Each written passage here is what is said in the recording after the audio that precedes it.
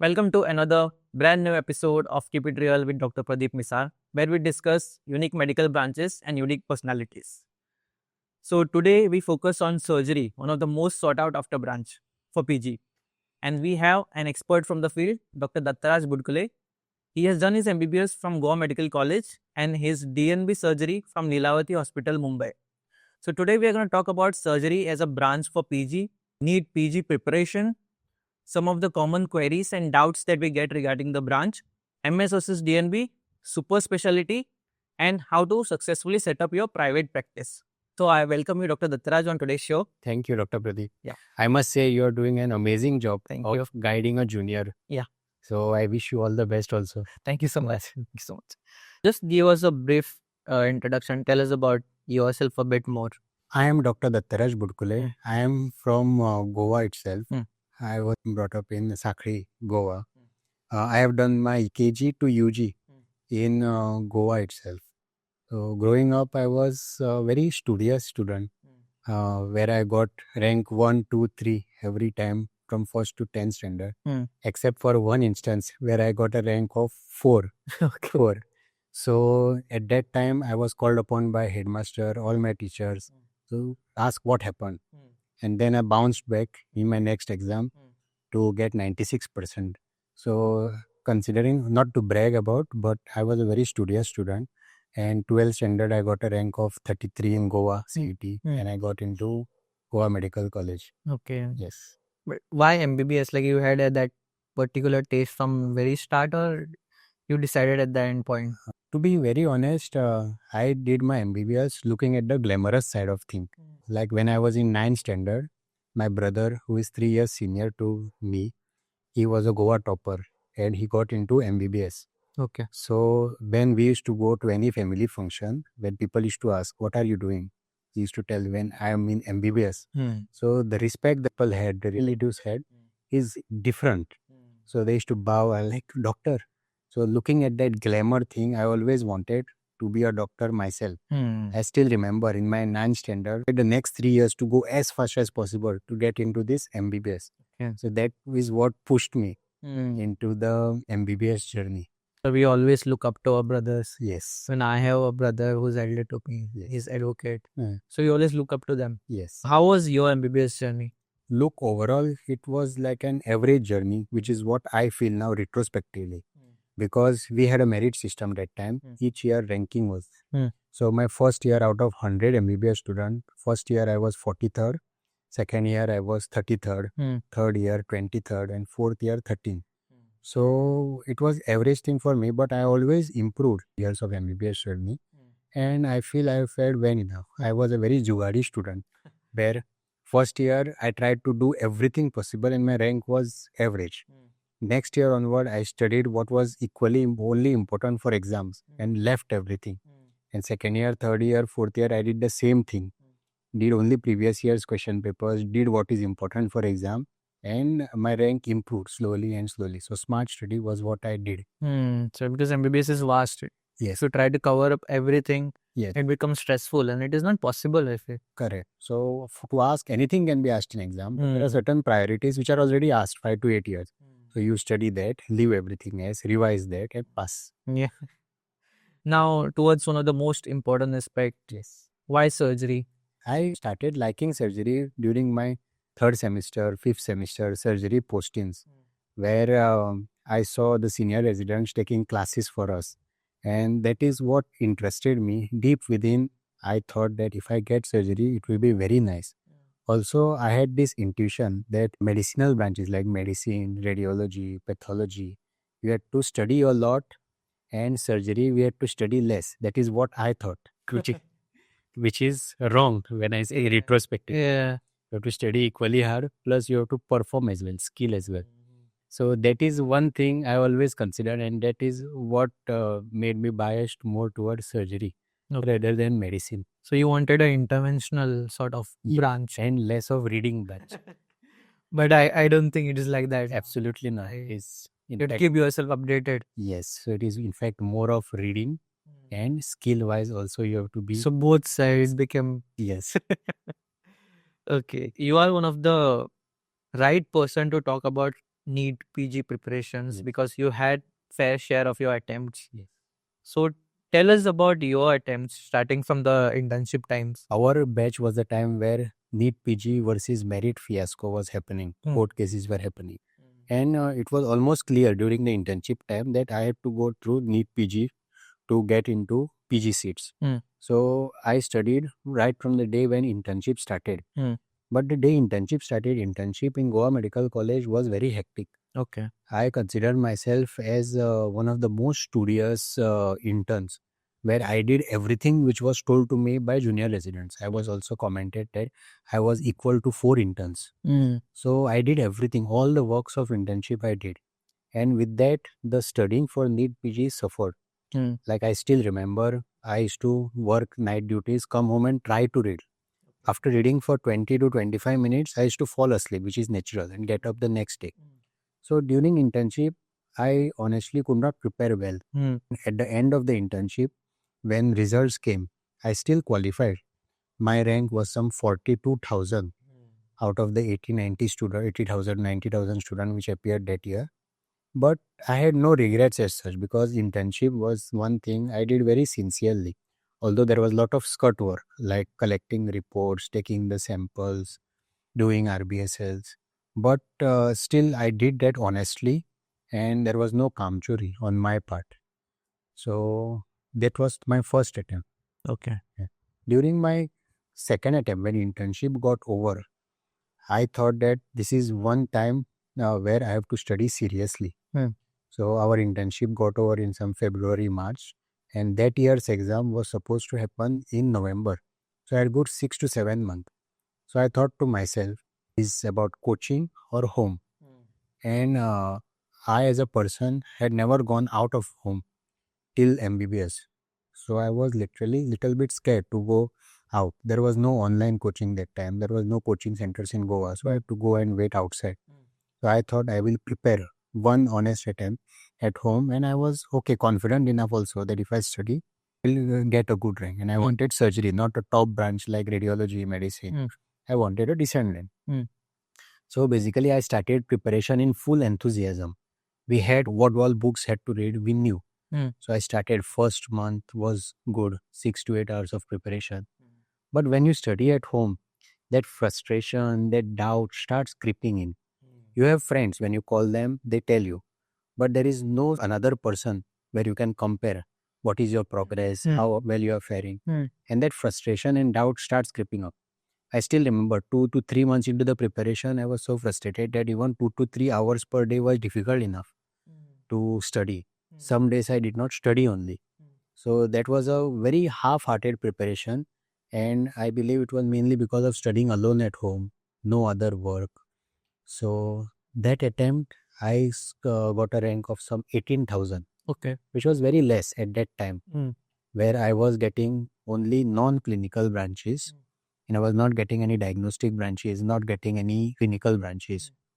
So that was a little disheartening phase where I knew that my rank I have got because of that half-hearted preparation. It was not a full-hearted attempt. Okay. So that was the second attempt. Okay. And after that, there was a discussion whether I should take up any medical officer post, any other post. But I was lucky enough to have a very good family support. My brother motivated me. If you want to pursue, then you give one more try and take coaching. My father, my mother were all very supportive. Although I had fears, what relatives will say. My brother has already gone ahead MD medicine. I am still studying at home, but my family was very supportive. Okay. This is where I consider myself very lucky. So we took a decision that I will go to DEMS Pune. Okay. So this is for my third attempt. Like internship attempt was like a casual attempt. Second attempt was 18,000 rank. After that, I joined DEMS Pune. And this I consider was a changing moment, life-changing moment. Not to advertise about DEMS, but I genuinely believed it. So it was a full 6 months DEMS Pune course where we had lectures every weekend, Friday, Saturday, Sunday. Each subject they taught.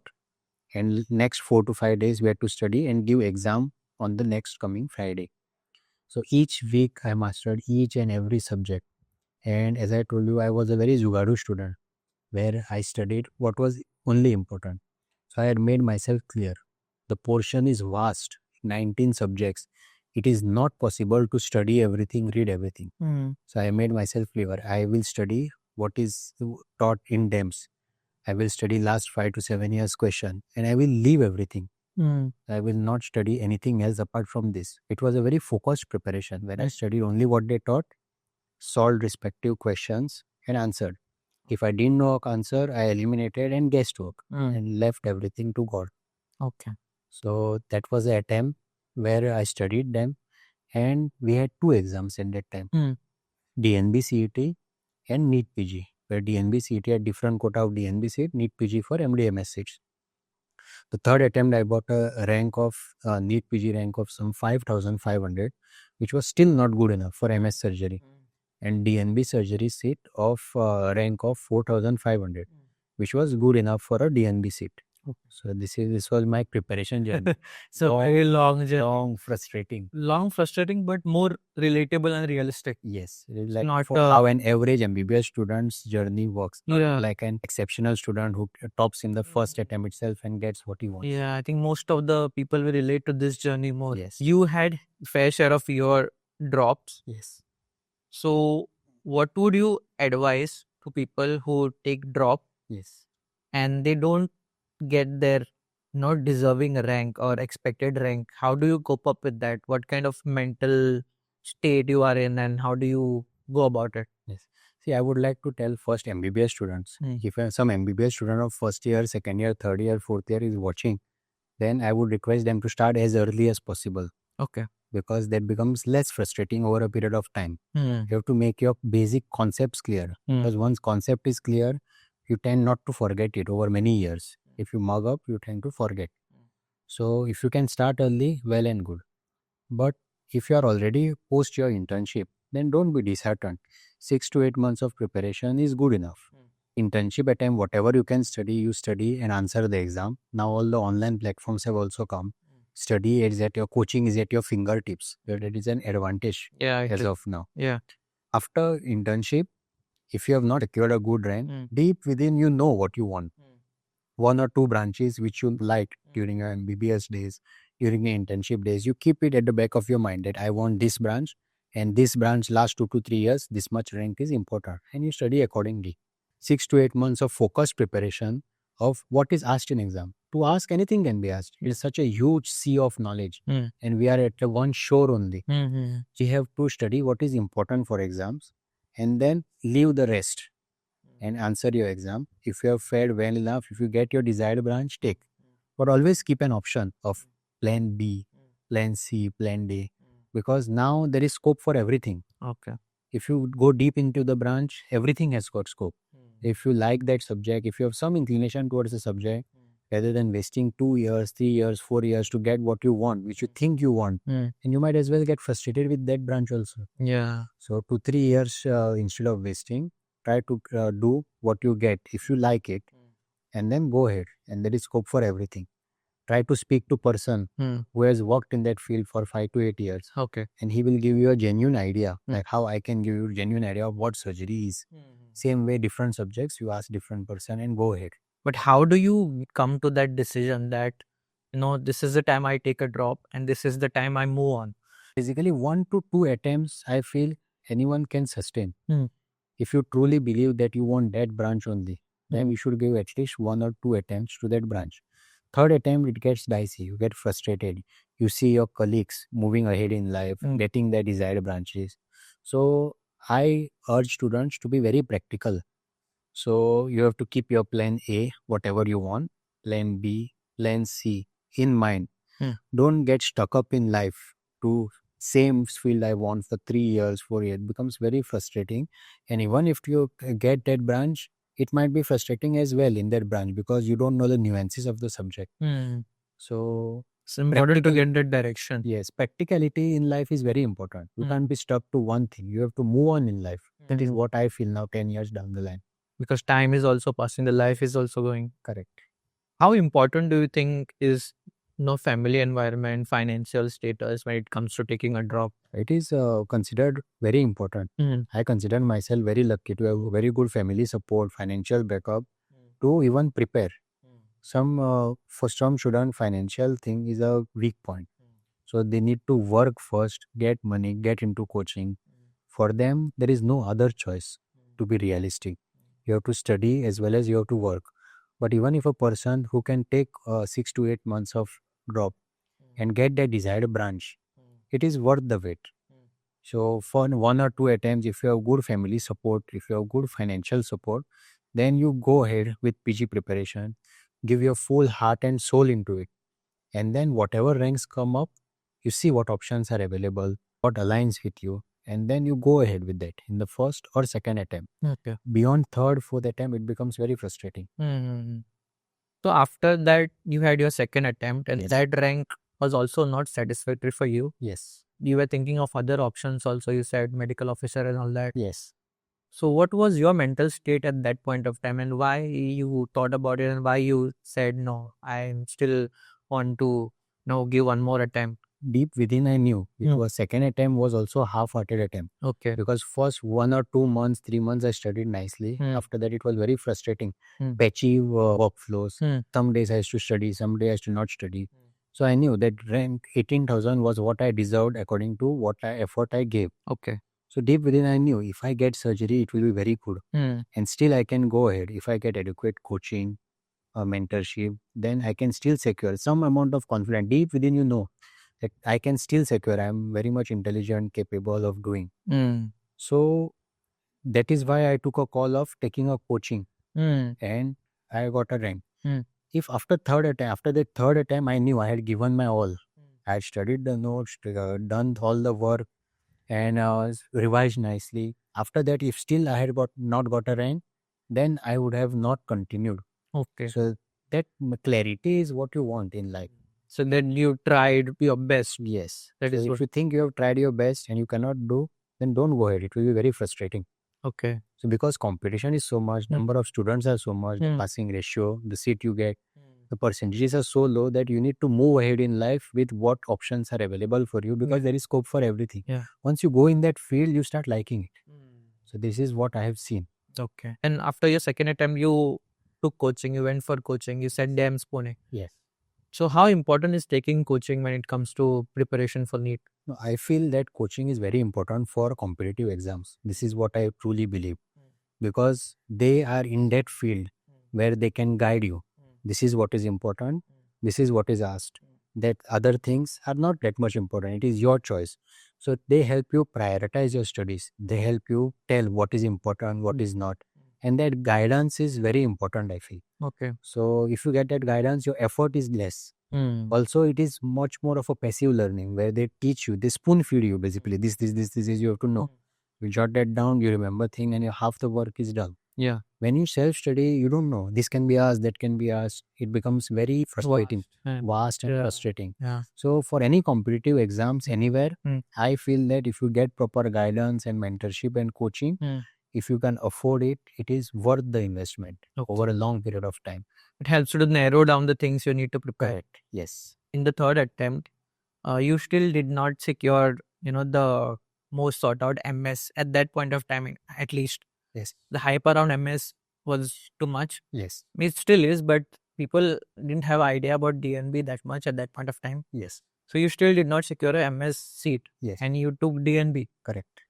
So were you disappointed when you didn't secure MS seat? When I was doing my DAMS coaching, teachers there were kind enough to teach us as well as to guide us, which are the career prospects. So they had told us, MD, MS is there, but even if you don't get, DNB is not bad. And I had my few seniors, 1 or 2 year seniors, who had taken DNB surgery, and I had feedback from them that DNB is also good. It is not bad. It is not a waste of degree.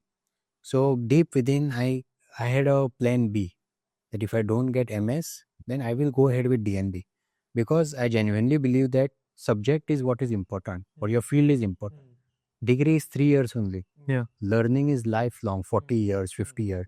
So if there is something which I cannot learn in that 3 years of DNB training, I will learn in the next 1 year, 2 years, 10 years. So that is what my mental clarity was at that time. Okay. So when I got a rank of 5,500 and I did not get a MS seat, but I got a DNB rank of 4,500, I knew I will get DNB surgery seat. So I was not disappointed.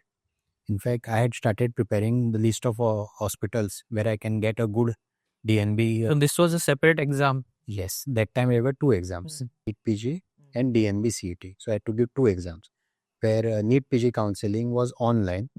DNB counseling we had to go Delhi to fill our choices and to get a seat in DNB. Okay. Essentially, how are they different, MS and DNB? In MS versus DNB, there is government hospitals, where teaching hospitals where there are MS courses, and there are big corporate hospitals, railway hospitals, and small government institutions where they offer DNB seats. So the basic difference is the volume of patients. In government teaching institutes, most where there are MS seats, the volume of patients is more, the cutting chances are more, the experience level is more. But in DNB institute, volume is little less, but there is structured training where you know and where you are taught what perfect treatment for each patient looks like. So that is a basic difference. So basically the cutting chances of MS is more as compared to DNB. There are no two ways about it. But if you don't get that MS seats, DNB is not bad. So DNB also, after 3 years of DNB training, I was almost equally confident and almost equally trained as compared to MS. Okay. Except for the decision making skill and confidence levels are a bit hit at that level, which you can cope up with 6 to 8 months of training in a government institute post DNB, which happened in my case. The passing percentage in DNB is less, and the examination is also, when they're conducting it, is different when it comes to MS. So how is that different? Usually in MS, the exam center is the same institute where you have worked. So the consultants know you. So if you are good enough, you are passed. But even if you have worked nicely for 3 years, if your exam doesn't go well, you get that little advantage. You get that little soft corner that this guy is very good. He has worked 3 years. And today might not be his day. But the consultants know you. So there is a little advantage. In DNB, exam center is at a different institute where no one knows you. So it is advantage as well as disadvantage. If you have studied well, if you have worked hard in 3 years, your practical knowledge is there, you know your stuff, then no one can stop you from passing. Okay. So you will pass. There is no unfair play. There is nothing in DNB. But the percentages improved? Yes. Initially during my time, when I researched, it was about 50-50%. But now at present day, it is significantly improved to 80-90%. It all boils down to the candidate. Okay. If you know your stuff, you will pass. If you don't know your stuff, if your exam day is bad, then there are chances you will not pass. But not that in your second attempt also you will fail. Okay. If you study well enough, then you will pass in your second attempt. Still, I have not seen a person who has dropped out of DNB course because he has not cleared for 3 attempts, 4 attempts. People have passed. People have studied and they have passed. The passing percentages are as par with MD or MS courses. Now, when it comes to DNB, the selection of institute is also very important. Correct. So how do you select a good institute for DNB? During our counseling, I had made a criteria of 4 to 5 things. How good the DNB course is at the institute. Where is the institute? So how is the connectivity? How are the cutting chances? Whether they give accommodation. How is the stay? Because you are going outside your hometown. How is the pay structure? Whether the work is toxic, work culture is toxic, non-toxic. And I was lucky enough to get into Lilavati Hospital, where all these 5 things ticked. Institute was, reputation was very good. DNB courses offered were very good. Salary was at par with the MDMS candidates of Maharashtra. We were given free accommodation. We were given free food. The laundry service was at a best rate. The teaching was non-toxic, friendly environment. The salary structure was also good. So overall, it was a all tick mark. So I was lucky enough to get into a center, Lilavati. There are many centers like that, where everything gets ticked. 1 or 2 things are less as compared to others. But this is how you sort out. First is the DNB program. Toxicity is second most important thing. Then comes salary, accommodation, all those things. Okay. So did you try to contact any seniors there who already worked? So what we did was, before the counseling, I had a set plan. we used to call up on the hospital reception, get the second year JR's or third year JR's number, wait for that evening or night, call up that number or message and then call and find out about these 3-5 points. Then contact next hospital, same thing, call the reception, get the number, find out and make a list. So depending on where I wanted, I made a list. And in Maharashtra, Lilavati was among the second or third colleges which was available. So it was decision making on the counseling day was very easy. So whatever was available, I took. So this becomes a very important Yes. aspect, calling the person seniors there and taking their opinion. Yes. Because that is sometimes students underestimate the impact of that, because sometimes I think when you actually work there, the situation can be different. Yes. So ground level reality is what you want basically before taking. There should be no surprises. If you can go, then you can go and see also. But that becomes literally impossible. Travel all over India. Yeah. Second best thing is calling up a person, second year or third year, who will guide you properly that this is the thing in this hospital. If you can align with that, then you take that branch. After securing the DNB surgery, Yes. how were you feeling finally securing that surgery seat? Basic feeling was, honestly speaking, it was a relief. That finally that PG preparation, frustrating PG preparation phase is not there. Yeah. Lilavati Hospital, we were accommodated very nicely. Non-toxic environment. From Goa, I was given like special privilege. Goa se. So accommodation was free for us. The consultants were super sweet. They were ex-professors, ex-consultants from the top institutes in Maharashtra, from Tata Memorial. So we had one-to-one relationship with them on the OT table. They used to teach us nicely. So I considered myself as a VIP junior resident. We had senior residents who had passed out MS. So for every case which was being managed in a private setup, I knew how that same case would be managed in a government setup. So I had best of both the worlds. Basically, it boils down to the candidate. If you are willing to learn, humble, sincere, hardworking, then they teach you. So this is how it goes. So for DNB, there is a thing that you get less cutting. I feel it is a myth. Yeah. Correct. So in DNB, you have to be a little more patient. So it takes 3 to 4 months to establish rapport with that consultant. If the consultant genuinely believes that he has worked hard, sincere, then suddenly when operating, the scalpel will turn and he will give that scalpel to you and tell you to operate and he will guide you. But it takes time. I still remember for my first year, for my first lipoma surgery, which we used to do in internship in government college, I had to assist 20-25 lipomas for that to get. But that trust establishes soon enough, 3 to 4 months. So my first ICD insertion, intercostal tube insertion, got in my first year itself, where I had to assist 20-25 times. That trust is there, then consultant calls you. He waits for you and he calls you and guides you. So it is all very supervised training, but you need to be very patient, humble, sincere, hardworking, and then you get your cutting chances. Okay, but compared to government institutes, Yes. how much are the cutting? First year junior resident level, second year junior resident level, the cutting chances are more in MS as compared to DNB. There are no two ways about it. But it is not that there is zero cutting in DNB. You get adequate exposure, adequate cutting, but it is all supervised. Okay. So in government institute, you do your freehand cutting after your most senior-most person or the 1 year senior, 2 years senior person guides you.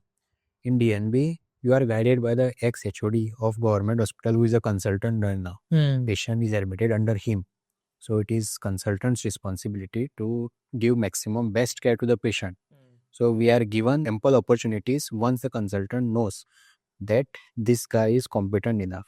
It takes time, 6 months, 8 months in first year. I did my first hernia in first year, appendix in second year, laparoscopic gallbladder in third year.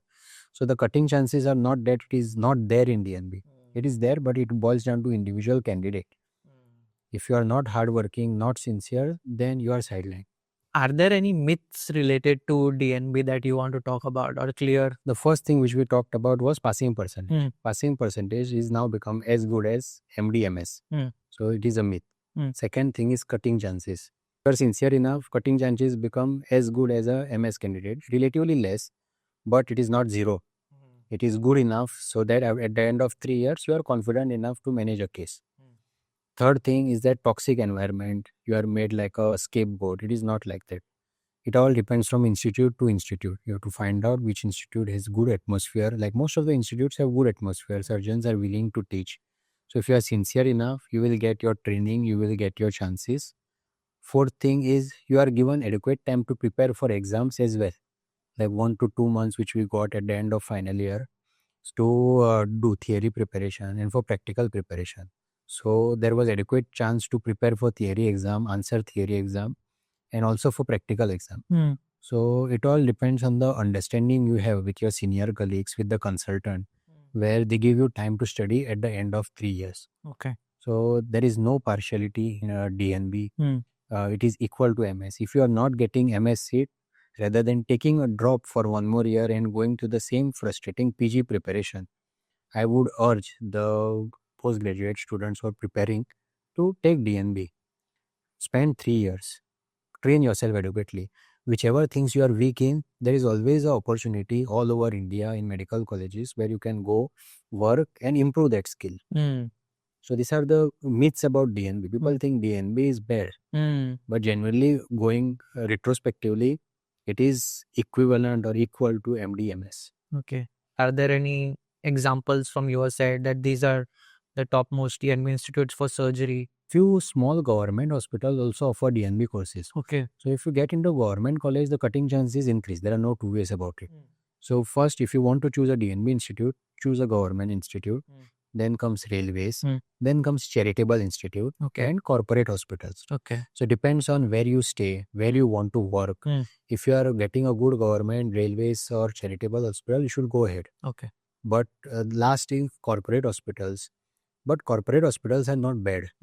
So it all boils down to the individual institute, where you have to call up the institute, find out about the work culture there, the cutting chances there, and then enroll in that DNB branch as per what you are getting.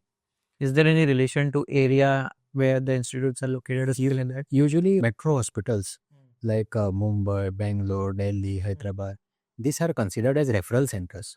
Like the place where I studied, Lilavati Hospital, we used to get referrals from all over India, complex cases. Okay. So the exposure to complex cases, what all is there, what all diseases or complex diseases are there, increases in metro hospital. As you go periphery, the number of basic cases increases. The number of complicated patients you see decreases. But you get more of basic cases. So there are advantages and disadvantages on both sides. Okay. So you get wide exposure to multi-specialties in a corporate hospital. You get more of basic chances to in a rural peripheral hospital. So at the end of 3 years, if you are in a corporate setup, you go to these rural hospitals and improve your basic skills.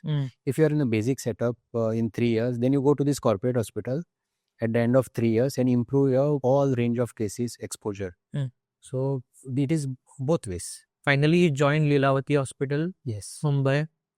How was that feeling? It was a relief, basically. I worked very hard for 3 years. I was considered very sincere resident. I worked first year in general surgery. We had exposure in plastic surgery, vascular surgery. Second year was GI surgery, onco surgery. And I also had an opportunity to go into ENT, Okay. where the resident was on leave for 15 days, where I had exposure to things like tracheostomies and all the ear procedure, nose procedure, which are still helping me now today. So whatever chance you get in whichever field, you have to get yourself exposed. Basically, you have to be like that Rancho of 3 Idiots, where knowledge but raha hai. You have to go. Even when I was not posted in other cases, I used to go to neurosurgery OT, urology OT, and just wait and watch. First day, the consultant surgeon will be like, who is this guy? But as you keep going, they know that this guy is interested. So they will tell, Hari Datta, come. This is what I am doing. So that all the knowledge is being spread in all the OTs. You have to just be there as a recipient. As a sponge, you have to gather that knowledge. So I was that guy where I was either in the wards preparing patients or in the OTs. If there was nothing scheduled, you go to other OTs to learn. So you have to make best use of these 3 years. And this will help you in your lifetime. Walk us through a day in your life as a junior resident in Lilavati Hospital. Like, what are the things you do on daily basis? How are the night shifts? then offs, and what kind of workload was there? We were 2 first-year residents, 2 second-year residents, 2 third-year residents. Third-year residents were busy with exam preparations and other postings. Second-year residents were busy with super-speciality postings, and we were stuck up in general surgery. So we used to start our day around 6:30, where we used to take the post-op rounds of previous day surgeries, prepare the patients for OT. 8 o'clock OT used to start every day, whereas in MS there are OT days, OPD days, and ward days. In corporate hospital, it was a consultant-based system where every day was OT from 8 a.m. to 2 p.m., 8 a.m. to 4 p.m. OPDs used to happen in the evening, 4 o'clock to 8 o'clock. We used to be busy full day. Used to get some time for lunch. If the lunch time was skipped, the canteen guy was kind enough to keep us food. So whenever we had time, we used to go have our lunch. And after 8 o'clock OPDs, again post-op rounds. So they used to finish at around 12 o'clock, 11:30, 12 o'clock. Number of emergencies were less as compared to government setup, but still there were. We were on alternate day calls in first year. Okay. Second year was second on call. Third year was second and third on call. So the day used to go very busy from 6:30 a.m. to 12 o'clock night, but night was relatively less hectic. And second year onwards was the same story in super specialty posting. Last 2 months of third year, we were given relaxation time for studying for theory exams and studying for practical exams. Okay, but did it get frustrating for you at any point of time? Yes, initial 3 to 4 months of first year was frustrating because you are always in touch with your MS guys. Like, today I did this, today I did that. They will tell you that I did this many surgeries, and you are just assisting small surgeries in first 3 to 4 months. But as time flies, second year, third year, the opportunities you get also improve. Number of complex cases you see and assist also improves. The main thing about DNB advantage I feel was I am directly assisting consultant who is an ex-HOD of a government setup. Whereas in MS, the senior resident who has already passed assists the consultants. We are second or third assistant as a junior resident. As a first day, I was assisting the best plastic surgeon of Mumbai. So after 6 months, I was assisting best vascular surgeon of Mumbai because Lilavati is considered one of the top institute. So we used to learn a lot directly from the best in the field. That is the advantage of DNB as compared to MS. And how often did you go home during your residency? As I said, I was a very homesick person. So I realized what homesickness is during my DNB phase. My criteria was approximately 3 months.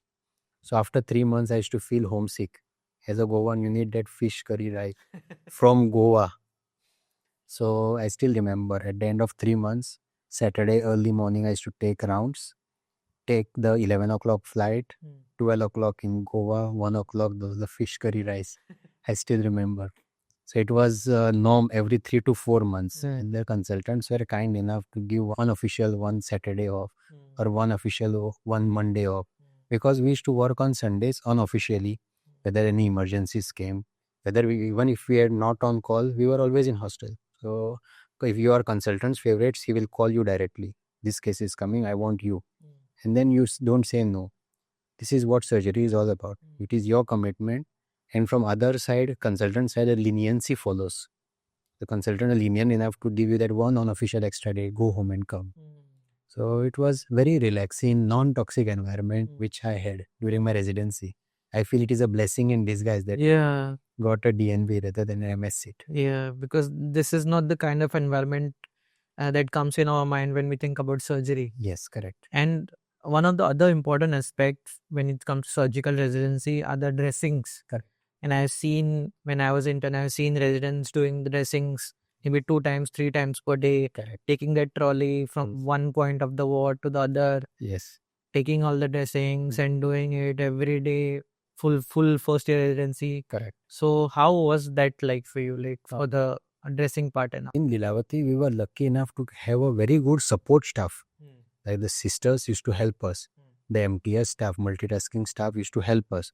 So if we had told them, like, I want this dressing open, they used to nicely put saline, painless manner, go 15-20 minutes ahead, open the dressing and keep. That used to save our time. We used to do the main part, wrap up, and they used to tie. So that support staff was very good. Even all the Scut work, what we call in surgery, was very less in first year.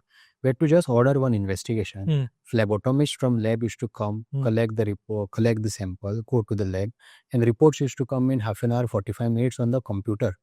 It's very nice. Yeah. So that Scut work of collecting reports, taking whether to see the sample has gone or not, shifting the patient to OT, shifting the patient from OT to ward, that thing was not there. So what we really focused was on communication, explaining the surgeries to the patient, explaining the complication, taking consent, then assisting the consultants one-on-one during the surgeries. So it was all good quality work rather than all the Scut work which anyone can do, I feel. So I was lucky enough that all that hectic part is mostly because of that Scut work. It was reduced significantly. And I think this is the part which is missing in government institutes. The computerized system saves a lot of time. Yes, correct. Even if you do that computerized system, interns can work more on quality things like taking rounds, knowing clinical stuff, rather than just taking samples, collecting reports, doing RBSL. The sugar checking and all was in private hospital is done by nurses, MTS staff are helping them. Yeah, the actual learning opportunity starts there. You do the quality work as a resident. What are the career prospect after DNB surgery or MS surgery? See, after doing your post-graduation in general surgery like DNB or MS, it opens you to a wide career path, right from head end, neurosurgery, plastic surgery, head and neck surgery, endocrine and breast surgery, thoracic, GI, onco, vascular, CVTs. These are the things there are super specializations in. Also, there are some fellowship like specialized breast fellowships, diabetic foot fellowship, proctology cases. So where you can increase your skills in that particular niche itself. Also, you can be a very good general surgeon. Okay. I genuinely believe general surgery is a sub-speciality in itself, where there are general, laparoscopic and laser surgeries. It all compensates in one field of general surgery, where you can help maximum number of patients. And wherein super speciality, it is more of a referral based practice where you are referred complex cases and you deal with fewer patients in that niche like neurosurgery, the complex hepatopancreatic surgery, etc. But when we associate surgery, when we are thinking of taking surgery, usually the young doctors, they associate surgery with a long, career. Yes. And in that career, super specialty part takes dominance. Yes. That you have to do super specialty after MS or DNB. It is not enough. Correct. So is that a myth or is there? No, it is a coming thing now. You have to be honest about it. Super specialization will come up. It is already coming up and it will be a norm in 10 to 15 years. Okay. So your person joining surgery will know his or her interest. So if he has interest in that field, you have to super specialize in that field and carry out work in that. But I genuinely feel that at a tier 2, tier 3 cities, the number of general surgeons, which is a subspecialty in itself, are already low. Okay. So if you want to help your local population and carry out your experience of corporate hospitals plus government hospitals to a local population, then doing general surgery with your skills in laparoscopic and laser surgery, you will be able to help maximum number of patients. At the same time, if there is a complex case, you have to have a super specialist in your locality. So both sides are there. Super specialty is coming up, but general surgeons are also in need.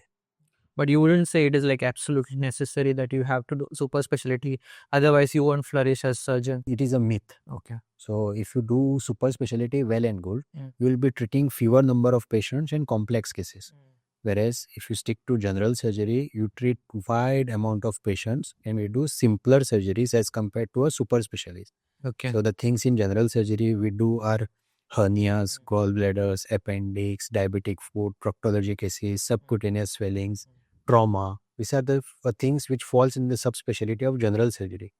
Whereas GI surgery deals with complex hepatopancreatic cases, oncosurgeon deals with complex cancer cases, neurosurgeon is a niche in itself. So everything has its pros and cons. But sometimes that can be a scarce that the earning potential might go down. Is there anything like that? See, basically as a surgeon, I genuinely believe that money you should consider as a byproduct. So you should try to help maximum number of patients and money will follow. Like Rancho 3 Idiots says, excellence का पीछा करो, कामयाबी झक मार के पीछे आएगी. So whichever specialty you are in, not even in surgery, other diagnostic branches and non-clinical branches, The scope is huge. Earning potential is there in each and every field, which is what I genuinely believe. So if you treat your patients well, if you treat your patient genuinely, offer them genuine advice, do surgery nicely, then money is just a byproduct and it will follow. So how important is the area where you practice after your MS or DNB? Yes, immediately after passing out your MD, MS, or DNB, you get into senior residency or clinical associate. So the area where you practice determines your salary to some extent. Goa is one of the top paying institutes of the country. Few areas they pay less. So average salary after post MS is around 1 lakh per month in Goa, Delhi. It can come down to 60-70,000 in some peripheral states. Okay. So the earning potential depends. If metro cities, it is little bit on higher side, but the cost of living expenses are also relatively high. As a freshly pass out. Yes, correct. Okay. So it all depends on where you want to practice, and if you have a strong family support, if you want to be with your family, I will strongly urge people to settle in their hometown where people already know you. You are giving back to society which has helped you grow, rather than everyone shifting away prime cities like Mumbai, Delhi, Hyderabad. So you already have that rapport built with people around. Yes, correct. And you can help genuinely people in need. See, logistic issues, people cannot travel to far away cities for all the treatments. So if you are carrying that experience of metropolitan cities to your hometown, you will be honored by your patients. Okay. And you will be successful. Okay. I think simultaneously we already talked about the earning potential as a freshly pass out. Correct. Okay.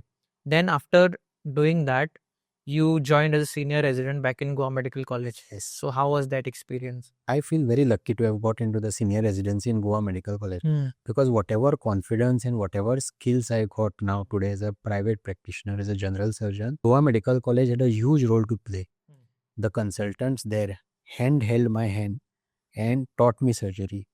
I was never made to believe like an outsider who has done DNB outside and coming. I being an ex-senior resident, I am very proud. Although at the same time, I feel that juniors to me also played an important role in my teaching. See, every institute has its own institutional protocol for certain diseases. Lilavati had some different protocol. GMC had some different protocol.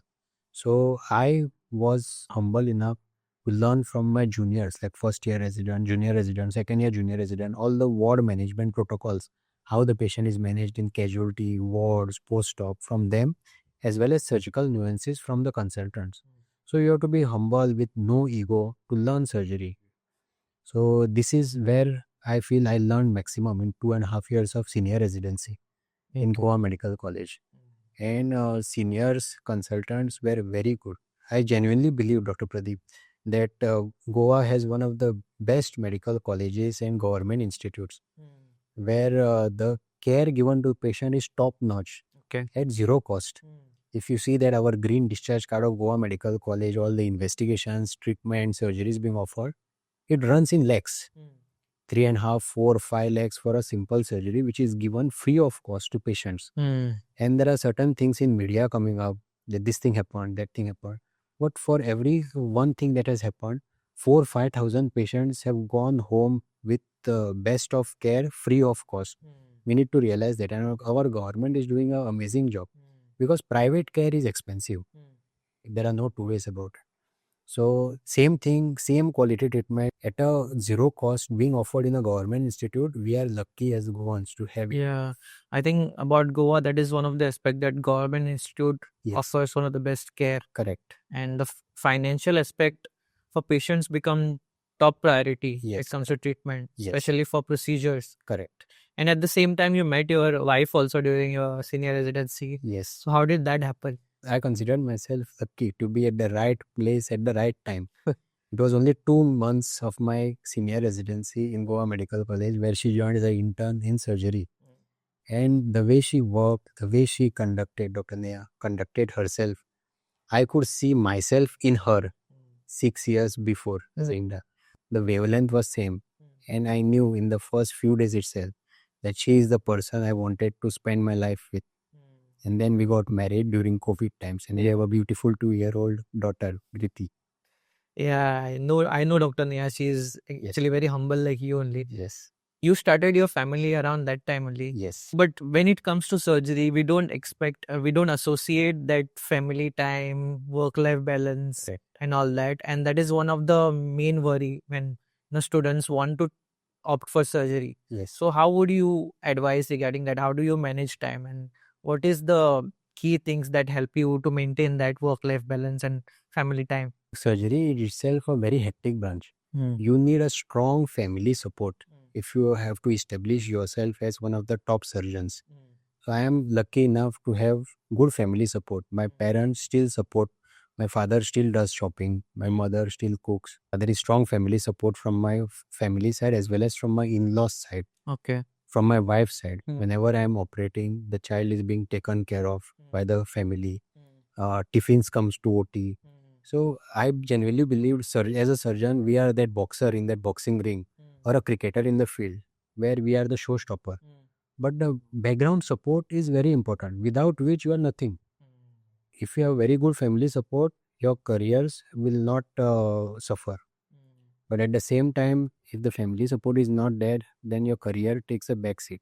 So surgery is a hectic branch which needs a strong family support, which I genuinely believe I am lucky to have it. Yeah, it's important the support behind, because the work life is as such very harsh when it Yes. comes to practice. Correct. I also wanted to ask you that Yes. you have given one attempt when it comes to super specialty Yes, correct. in trying for gastrosurgeon, Yes, but you could not secure the seat. correct. So why didn't you try for another attempt? When I joined DNB Surgery, Hmm. I had a desire to become onco surgeon. So that is what the background thinking of mine was.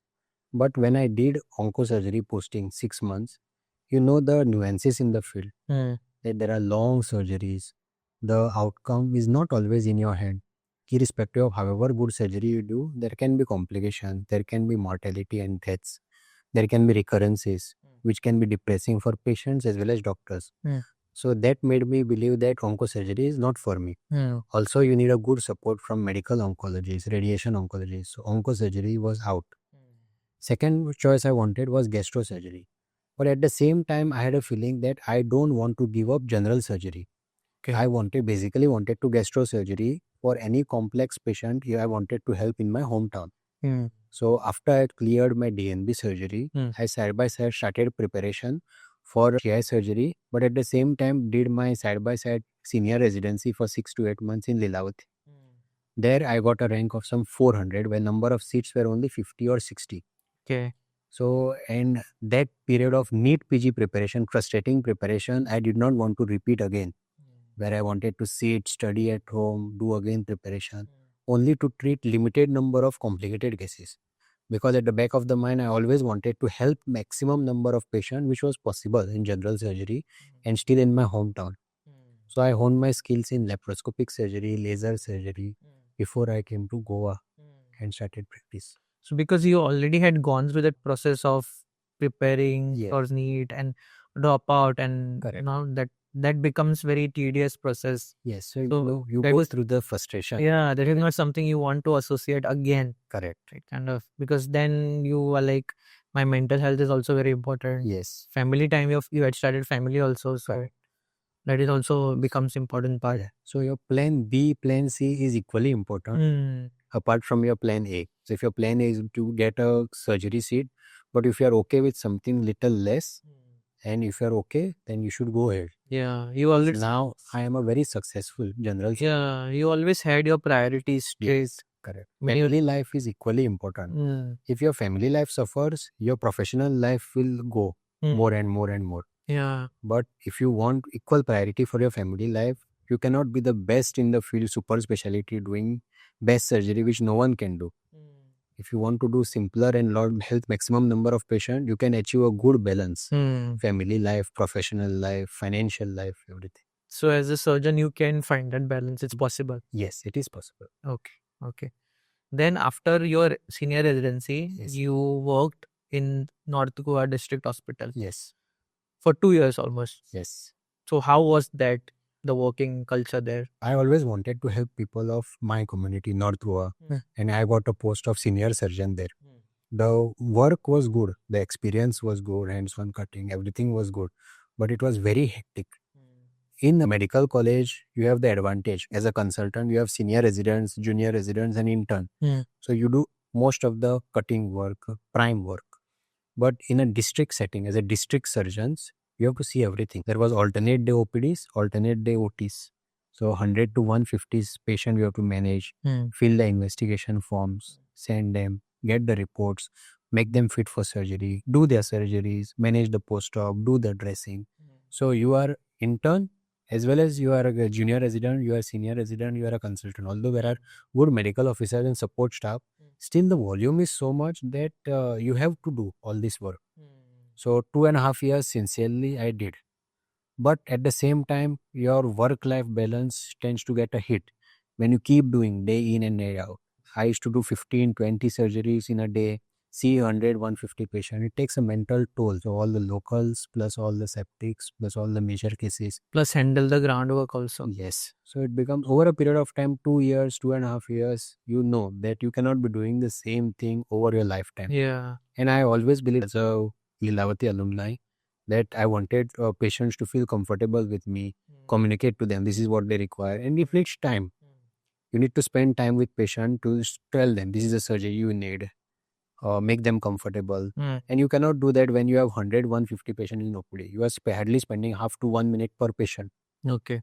So doing private practice was the next best choice. I could see limited number of patients, give them perfect Lilavati level care in a private setting in Goa. That is why it was very hectic and you thought that is not something which aligns with your Correct. lifestyle. Yes. Okay, then you chose to go for private practice. Yes. So what are the things that to be considered when one decides to go for a private practice? Government job gives you stability, but the workload is also high. Hmm. Private practice, the money can be a little less, but you are your own boss. You can decide what all surgeries you want to do, what all surgeries you don't want to do, how many patients you will see on appointment basis, on which days you want to take off.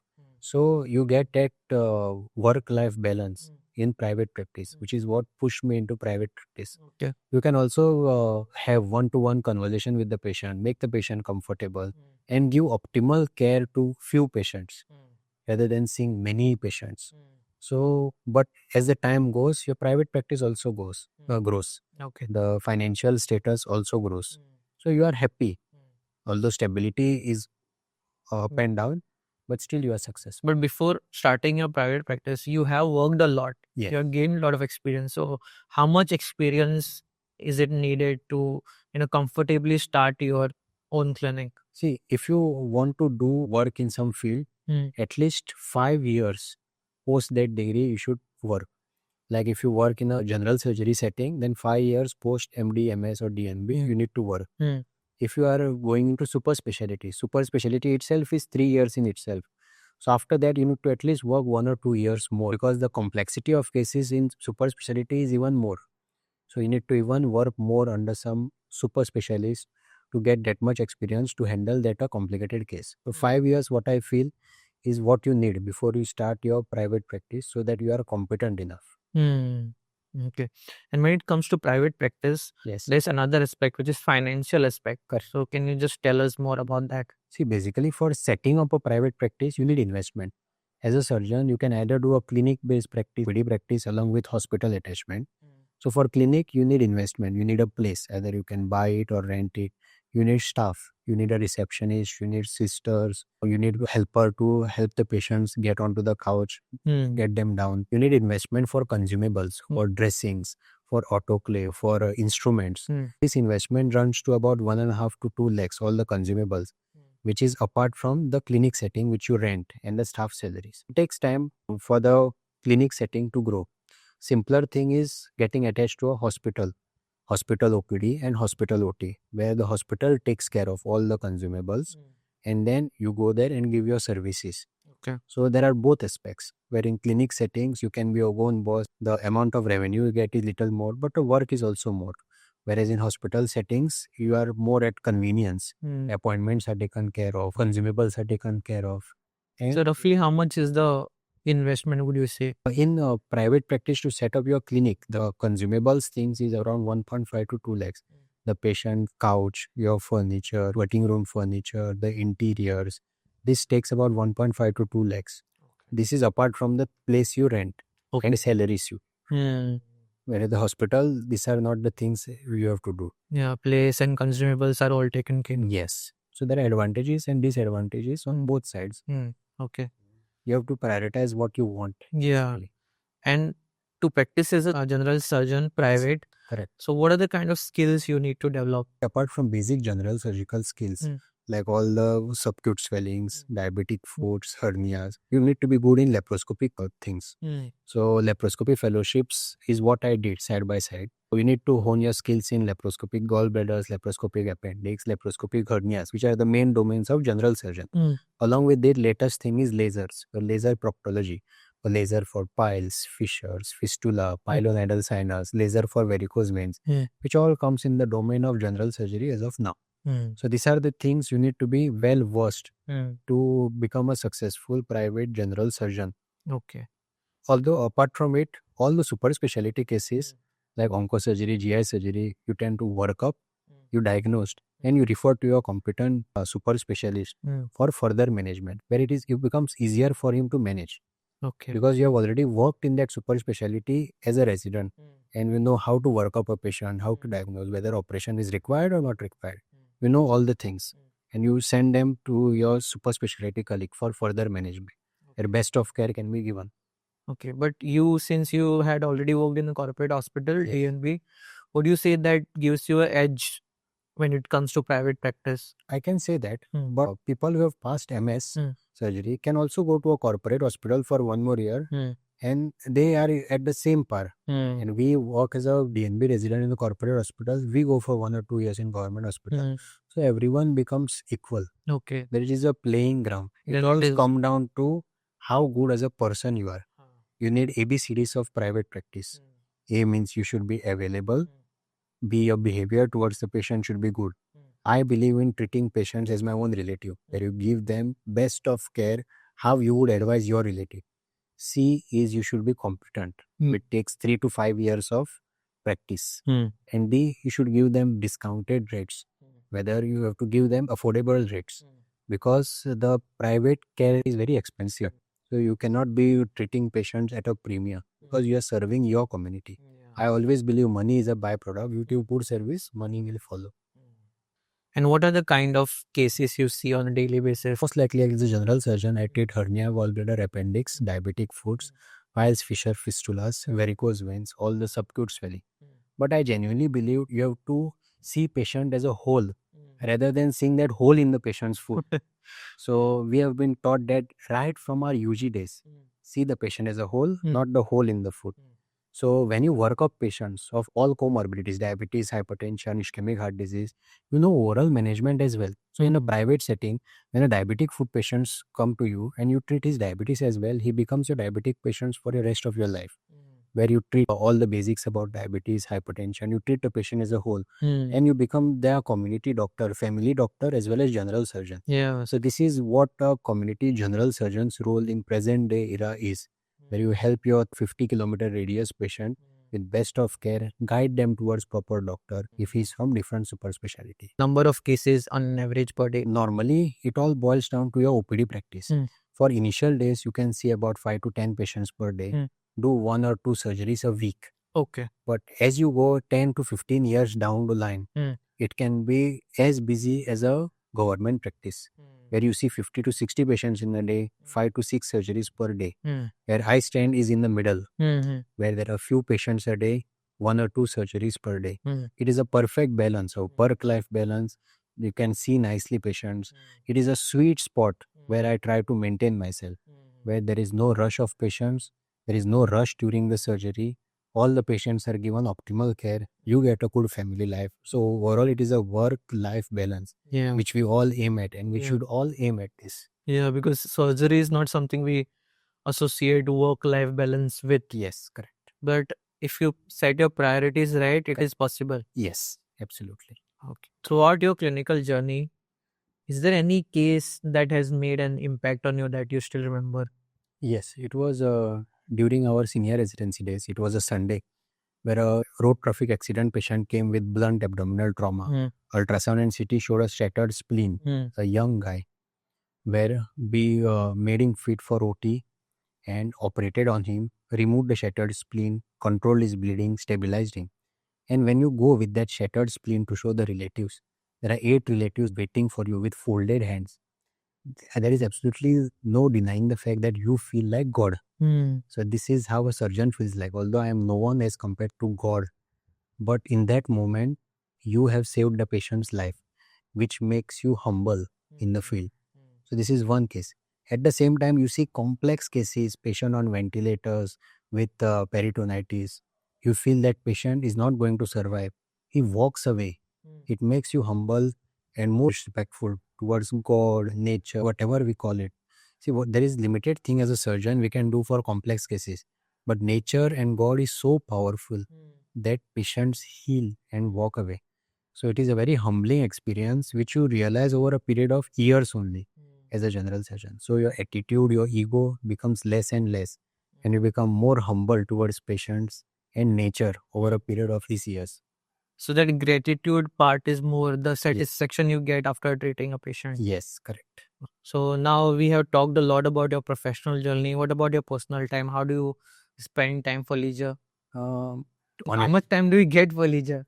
Usually now I've hit a sweet spot where I reach home at around 8 o'clock at night. And honestly speaking, for leisure, I like to hibernate. Basically, you can just fall on the bed, start a YouTube video or Insta reel, and you just doze off. Although now I have my daughter to here whom I play, and after 15 minutes, give her to her mom and then sleep. This is what I do for my free time. Most realistic answer. Every medico can relate to it. Every surgeon can relate to it better, I feel. Which kind of personality should go for surgery and which kind of personality should not go for surgery? I feel that whoever takes up surgical branch knows deep within they want surgery. If you are in doubt, maybe surgery is not for you. Deep within you know, I need a surgical branch. Maybe it is surgery, orthopedics, ophthalmology, gynecology. Deep within surgeon knows that he wants surgical branch. So apart from that, apart from your gut feel, what we call it, you need to be empathetic enough. Your communication skills need to be good. You need to have inclination towards reading as well, because surgery is not just cutting. It is knowing when to operate, when not to operate. For this, reading is equally important. You need to have good stamina. You should be standing at 8 to 9 hours per day, still not feel the pain. You should have very good stamina to continue doing it for your lifetime. So this is what's are all the characteristics a general surgeon can have. Although if you don't have all those, you can develop. You can develop the stamina. You can develop all the empathy, compassion by all learning.